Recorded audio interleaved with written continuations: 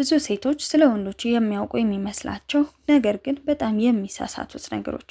አብዛኞቹ ሴቶች እነዚህ ነገሮች የሚያደርጉት እንደሚሰሩላቸው አስበው ነው። ነገር ግን በጣም ተሳስተዋል። እነዚህን ነገሮች እያደረግሽ ከሆነ አስተካክይ። ወንድ ልጅ ላይ በፍጹም እነዚህ ነገሮች አይሰሩም። ይህ ስለ ፍቅር ነው። ቻናላችንን ሰብስክራይብ አድርጋችሁ ስለምትከታተሉ እናመሰግናለን። ቪዲዮ እንደምትወዱ ስለማልጠራጠር ላይክ በማድረግ ጀምሩ። ወደ ቪዲዮ። አንደኛ፣ ከፍቅረኛሽ ጋር አለመግባባት ሲፈጠር ወይንም ደግሞ ስትጣሉ እሱን ለማስቀናትና ለማናደድ ብለሽ ሌላ ወንድ ጋር መሆን። ወንዶች የጣሉት ነገር ሲነሳባቸው ስለማይወዱ በዚህ እንዲበሳጭ ማሰብ የለብሽም። በተቻለሽ መጠን ራስሽን ጠብቂ። ለራስሽ ጊዜና ቦታ ስጪ። ራስሽን በደንብ ተንከባከቢ። አንድ ስለ ወንድ ልጅ ልነግርሽ የምፈልገው ነገር አልፈልግሽም ብሎ ከሄደ በኋላ መጥቶ ቼክ ያደርግሻል። ምን ላይ ነች የሚለውን ለማወቅ ራስሽ ላይ እየሰራሽ ደህና ቦታ ላይ ለመድረስ እየሰራሽ ከሆነ ትኩረቱን አንቺ ላይ ያደርጋል። ነገር ግን እዛው ቦታ ላይ ሆነሽ ከወንድ ጋር የምትጃጃይ ከሆነ ርካሽ ትሆኝበታለሽ። ለሱ ተራ ሴት ነው የምትሆኙ። ምናልባት ተመልሶ የራሱ ሊያደርግሽ ይችላል። በኋላ ላይ ግን ትቶሽ እንደሚሄድ አትጠራጠሪ። ከዛ በተቃራኒ ግን ራስሽ ላይ ሰርታሽ ኑሮሽን ወደፊት ቀጥይ። እሱን ለማስቀናት ብለሽ ወንድ አታንጋጊ፣ ትርፉ በሽታ ነው። እናም ራስሽን ጠብቂ እንጂ በእንደዚህ አይነት መንገድ ሂደሽ የደካማ ሴት ሀሳብ አትከተይ። ሁለተኛ፣ የሆነ ስህተት ካለበት በኩርፊያ ለማስተካከል አትሞክሪ። ስታኮርፊው ጊዜ ይኖረውና ስህተቱን ተመልክቶ ይቅርታ ይጠይቀኛል ብለሽ አታስቢ። ይቅርታ ቢጠይቅሽ እንኳን በፍጹም ሊያስተካክለው አይጥርም። እንዲያስተካክል ማድረግ ከፈለግሽ በጨዋታ መካከል ንገሪው። ስትቀላለዱ በወሬያችሁ መካከል ከአንቺ ጋር ፈገግ ብሎ በሚያወራበት ሰዓት በጣም እንደምትወጁና እንደምታፈቅሪው ነገርሽው ማስተካከል ያለበትን ባህሪም ቀለል አድርገሽ ንገሪው። በጣም ካካበድሽው እሱም ለማስተካከል በጣም ከባድ መስሎ ይሰማዋል። ስለዚህ ቀለል አድርጊና ያ ነገር እንደሚታለፍ ችላ እንደሚባል ቀላል ነገር እንደሆነ አስቦ ይተወዋል።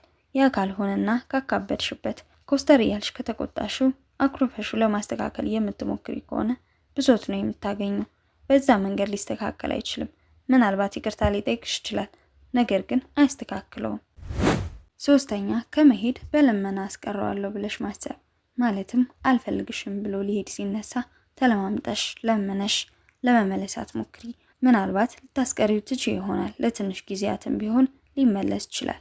ነገር ግን መጀመሪያም ለመሄድ ሲነሳ ቀድሞ የሚነሳው ልቡ ነው። ለምሳሌ አንቺ ከቤትሽ ወጥተሽ ወደ ሆነ ቦታ ለመሄድ ስትነሺ ቀድመሽ ታስቢያለሽ። እናም ቀልብሽ ቀድሞ ይሄዳል። ከዛ በኋላ ነው አንቺም የምትሄጂው። እሱም ልክ እንደዛው ለመሄድ ቀድሞ ፕላን አድርጓል። ኦልሬዲ ለመሄድ ሲነሳ ልቡ ቀድሞ ሄዷል።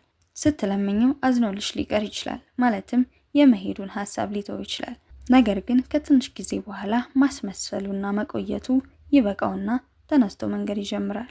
እና ምን ያክል ጊዜ የለመንሽ ታስቀሪዋለሽ? ስለዚህ ወንድ ልጅ ለመሄድ ሲነሳ ማለት ያለብሽ ነገር እኔ ከምንም ነገር በላይ አፈቅርሃለሁ፣ ቦታ እሰጥሃለሁ። እንደኔ የምታፈቅር ሴት መቼም አታገኝም። ነገር ግን ከኔ መሄድና መራቅህ ሰላም ከሰጠ መለየቱም ላንተ መልካም መስሎ ከታየ እግዚአብሔር ከፊት ይሁን። ጥሩ ፍቅረኛ ነበርክ። አመሰግናለሁ ስለሰጠኝ ፍቅር፣ ስለ እያንዳንዷ ነገር አመሰግናለሁ። በጣም አፈቅርሃለሁ። መልካም መንገድ በዩ። ጭንቅላቱ ላይ ትልቅ ጥያቄ ትሆኝበታለሽ። ሲሄድም አክብሮሽ ነው የሚሄደው። ከለመንሽው ግን ንቆሽና ተራ አድርጎሽ ነው የሚሄደው። ስለዚህ ጥያቄ ጭንቅላት ውስጥ ፈጥረሽ በብልሃት ሸኙ እንጂ በልመና አይሆንም። አራተኛ፣ ይህ በርቀት ፍቅር ግንኙነት ውስጥ ላላችሁ ነው። ወንድ ልጅ የርቀት የፍቅር ግንኙነት ውስጥ ሆናችሁ ከጊዜያት በኋላ መነጫነጭ ከጀመረ ጠልቶሽ ወይንም ደግሞ ላንቺ ያለው ፍቅር ደግሞ ወይም ሞቶ አይደለም፣ ናፍቆት ነው። ናፍቆት ወንድ ልጅ ላይ ከምንም ነገር በላይ ይበረታል። በተለይ የርቀት ፍቅር ግንኙነት ውስጥ ወንድ ልጅ ሊቋቋሙ የማይችለው ነገር ቢኖር ናፍቆት ነው። ስለዚህ አዲስ ባህሪ ያመጣል፣ ይነጫነጫል፣ በትንሽ ነገር ይናደድብሻል። እና ይህንን ነገር እንዴት ታስተካክያለሽ? አስረጁ። የጊዜ ጉዳይ እንደሆነ እንደምትገናኙ ንገሪው። ነገሮችን በፍቅር ያዥ። ከቻልሽ ወዲያው ለመገናኘት ሞክሩ። ማለትም በዚህ ስሜት ውስጥ ሆኖ ከቆየ በጣም እየተነጫነጨ ከሆነ በጣም አጉል ባህሪያቶችን እያመጣ ከሆነ መፍትሄው መገናኘት ነው። ተገናኙና ፍቅራችሁን አድሱ። ከዛም የርቀት ፍቅራችሁን ቀጥሉ። ያ ካልሆነ ግን ይህ ባህሪው እየገነነ መጥቶ ፍቅራችሁን ሜዳ ላይ ያስቀረዋል። 5ኛ ወንድ ልጅ ብሬክ አፕ በምታደርጉበት ጊዜ እንደማይጎዳ አታስቢ። በጣም ይጎዳል። ማለትም የፍቅር ግንኙነታችሁ ሲፈርስ መጥቶ ስላላለቀሰ ወይንም ደግሞ ስሜታዊ ሆኖ ስላላወራ አልተጎዳም ማለት አይደለም። በደንብ ላስረዳሽ። 2 ፍቅረኛሞች ተለያዩ።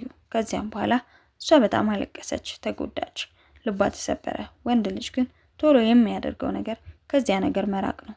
ከጓደኞቹ ጋር ይዝናናል፣ ለራሱ ጊዜ ይሰጣል፣ ራሱ ላይ በደንብ ይሰራል። ራሱን በዚህ ሰዓት ቢዚ ያደርጋል፣ ለመዝናናት ይሞክራል፣ ይጠጣል፣ ፈታ ይላል፣ ያለበትን ጭንቀት ይረሳል። ሴት ልጅ ደግሞ የፍቅር ግንኙነቷ በፈረሰበት ወቅት ማዘን ትጀምራለች፣ ታለቅሳለች፣ ከሱ ጋር የነበራትን ጊዜ እያስታወሰች ትታመማለች።